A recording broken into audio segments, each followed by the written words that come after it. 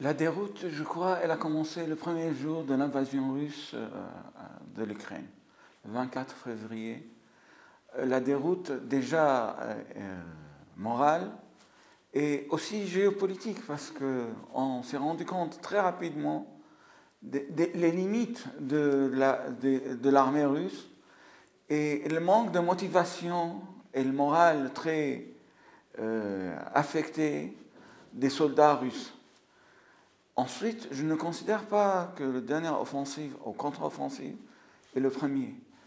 Il y avait avant la récupération de toute la région au nord de Kiev. Aussi, les Ukrainiens, bien entendu avec l'aide de l'armement européen et américain, avec l'aide des satellites américains, avec les informations communiquées par les Américains, ils ont réussi quand même à pousser l'armée russe vers les frontières dans le nord de la ville de Kiev. Maintenant, il y a cette avancée remarquable de l'armée ukrainienne à l'est et notamment au sud-est de l'Ukraine.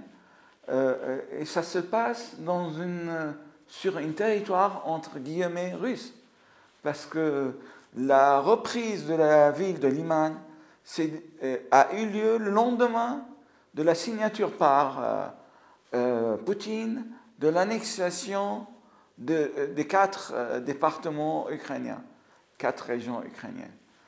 Donc, au point de vue du symbole, c'est énorme. Au point de vue du fait sur le terrain, c'est aussi très important. Mais cela ne peut pas durer longtemps.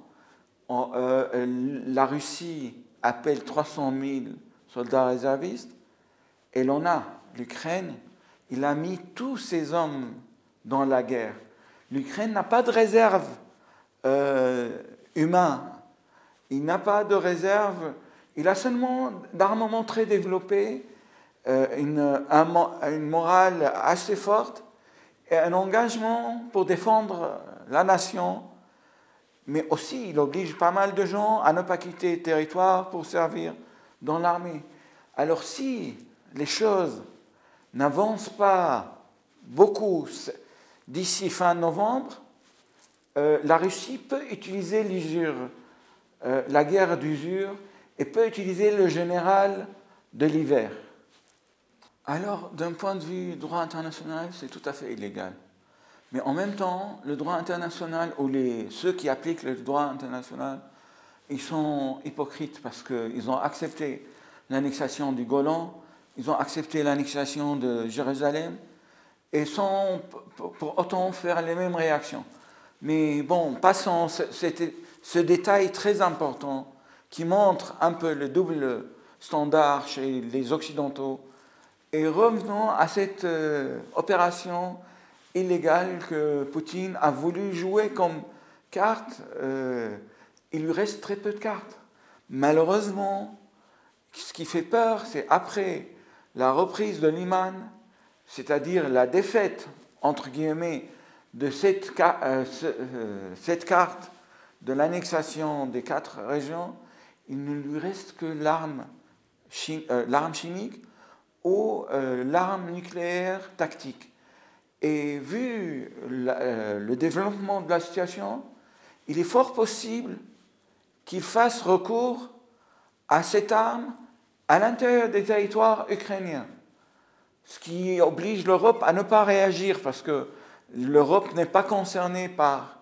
Et l'Europe a toujours dit, on n'est pas en guerre avec la Russie, mais on est contre la Russie dans sa guerre avec l'Ukraine.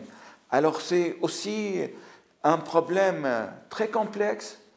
La gestion de ce problème dépend des élections sénatoriales aux États-Unis, parce qu'en novembre, le Congrès peut changer de composition. On peut avoir beaucoup plus de conservateurs. Et les conservateurs, on se rappelle de Trump, ils étaient très proches de Poutine, même s'ils essayaient de montrer le contraire, mais ils sont très proches de Poutine.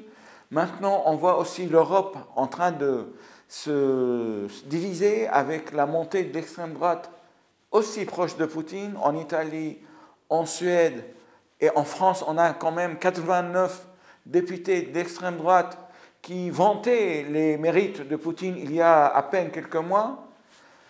Tout ça, ça donne une situation très incertaine pour l'avenir prochain, à l'exception d'une avancée encore plus forte que celle qui a été réalisée ces dernières semaines par les Ukrainiens. Je crains que ça risque d'être le contraire. Voir qu'une solution politique avec la Russie, c'est-à-dire un retrait des territoires ukrainiens, je ne parle pas des 4 régions annexées, mais un retrait, une pacification du front russo-ukrainien, il risque d'être fait contre la pacification de la scène syrienne. C'est-à-dire, on peut donner à la Russie la Syrie, ce qui a été déjà fait par Obama. C'est-à-dire, Obama, il a sous-traité la Syrie à la Russie. Et dans l'esprit occidental, que la Russie contrôle la Syrie, c'est pas trop risqué, c'est pas trop offensant. Et surtout, le pays le plus protégé par l'Occident, qui est Israël, il n'est pas du tout contre la présence russe en Syrie. Alors, ce qui amène qu'il n'y a pas beaucoup de gens qui sont dérangés, à part le peuple syrien, de la présence russe en Syrie. Et notamment les gens influents. Je ne parle pas du peuple syrien ou du régime syrien, qui n'a aucune influence et aucune souveraineté, mais c'est les forces principales dans la région, Israël, l'Iran, la Turquie. La Turquie essaye de faire la médiation, elle a réussi pour l'accord de l'exportation des produits alimentaires, elle essaie maintenant, la Russie aussi, la Turquie, d'amener les Russes et les Ukrainiens à une table de négociation, ce qui est, à mon avis, ça risque d'être difficile. La Syrie, actuellement, est occupée par 5 forces militaires.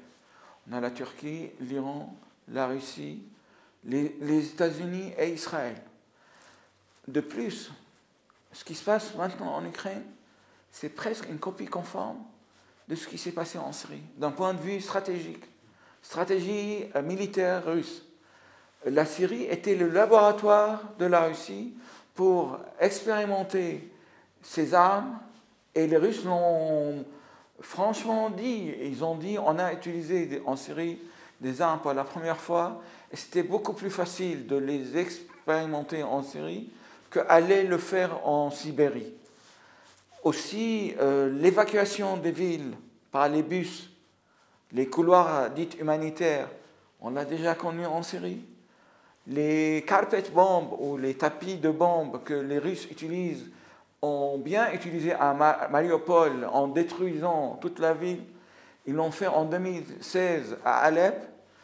Alors, ils ont pris la même logique guerrière. Mais par contre, la grande différence, que face à eux en Ukraine, ce n'était pas l'opposition syrienne qui n'avait que des armes légères face à cette armada d'aviation, de bombardement massif. Face à eux, il y a eu tout le bombardement de l'OTAN, tous les moyens de renseignement des Américains, tous les moyens tactiques et l'entraînement. Il ne faut pas oublier que l'OTAN entraîne l'armée ukrainienne depuis 2014. Et on voit très bien sur le terrain cette différence entre une école qui fonctionne encore sur l'enseignement militaire de la Deuxième Guerre mondiale avec une école très moderne. On a vu des groupes minuscules qui bougeaient d'une manière très facile, et en face, il y avait des soldats qui couraient dans tous les sens pour fuir les drones turcs que l'Ukrainien utilisait, les Bayraktar, qui ont montré leur efficacité parfaite sur ce terrain.